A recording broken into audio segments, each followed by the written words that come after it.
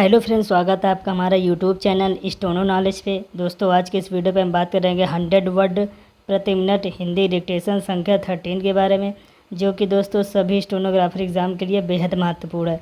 तो चलिए फिर दोस्तों, ज़्यादा देर न करते हुए यह डिक्टेशन स्टार्ट करते हैं। आखिरकार चीन यह मानने को विवश हुआ कि गलवान घाटी की झड़प में उनके भी सैनिक मारे गए थे। फिलहाल उनने मारे गए। आखिरकार चीन यह मानने को विवश हुआ कि गलवान घाटी की झड़प में उसके भी सैनिक मारे गए थे, लेकिन फिलहाल उसने मारे गए सैनिकों की संख्या कम करके ही बताई है। चीन पूरा सच बयान नहीं कर रहा है।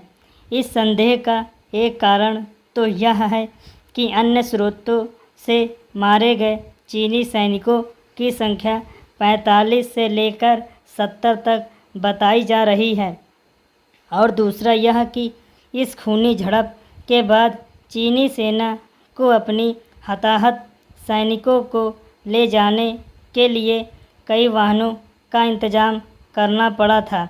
यदि चीनी नेतृत्व अपने जनता के प्रति तनिक भी ईमानदार होता तो अपने सैनिकों के बारे में सूचना देने में 9 महीने नहीं लगाता।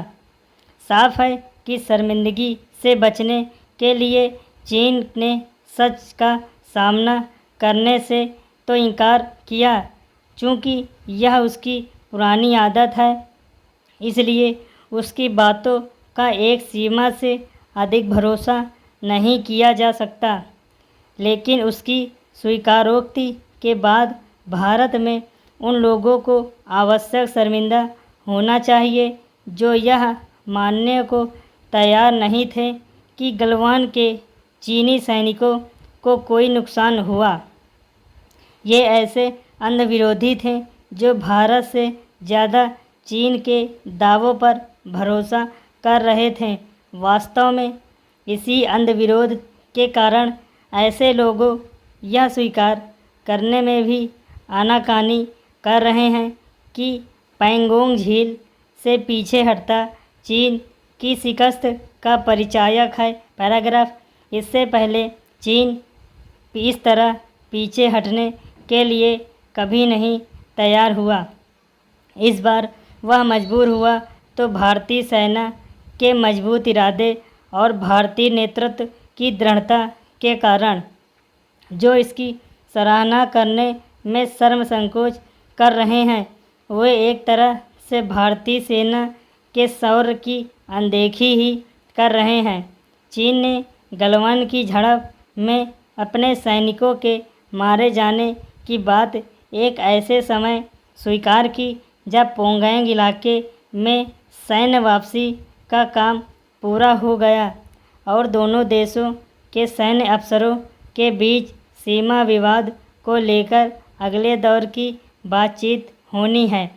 भारत का लक्ष्य केवल यह सुनिश्चित करना नहीं होना चाहिए कि चीनी सेना अपनी हद में आगे आए। यह एक तथ्य है कि वह जानबूझकर सीमा विवाद को हल करने से बच रहा है। इसका कारण यही है कि सीमा रेखा का अतिक्रमण किया जा सके। चीन को उसकी हद में रखने के लिए यह आवश्यक है कि उसकी कमज़ोर नसों को दबाने में संकोच न किया जाए। सीमा पर यथास्थिति की सूरत बनने के बाद भी चीन पर भरोसा नहीं किया जाना चाहिए पैराग्राफ। अंग्रेज़ों का दया क्रिकेट ऐसा खेल है जिसकी कमेंट्री में अंग्रेज़ी शब्दों की भरमार है, फिर भी इसकी लोकप्रियता 7वें आसमान पर है।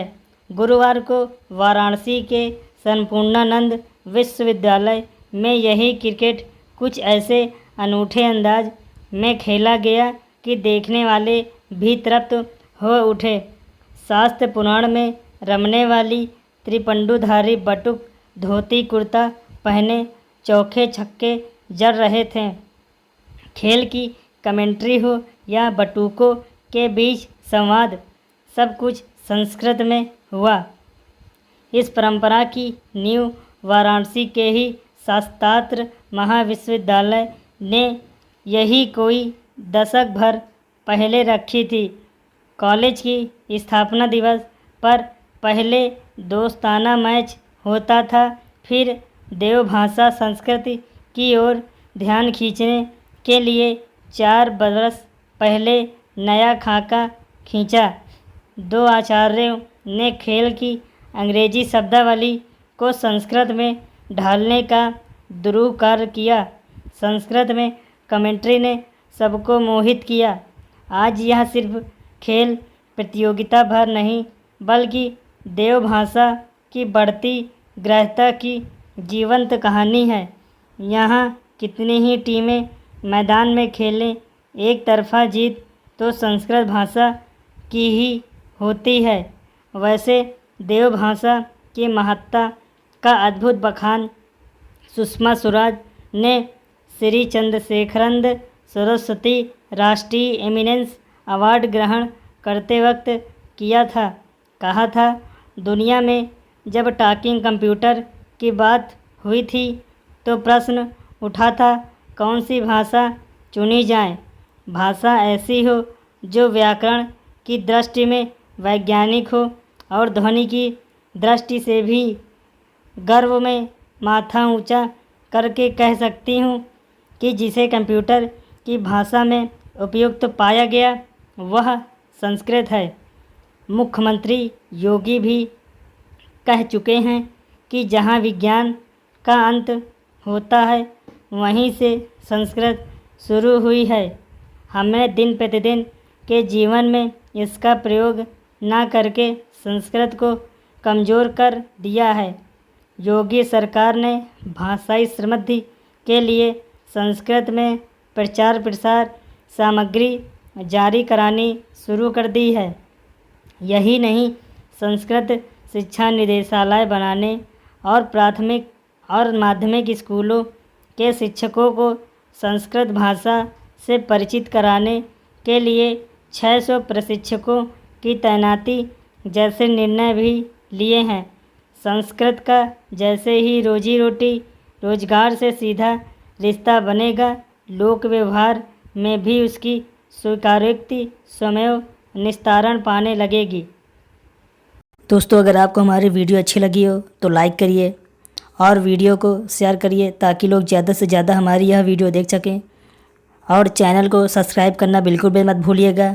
So thank you very much दोस्तों।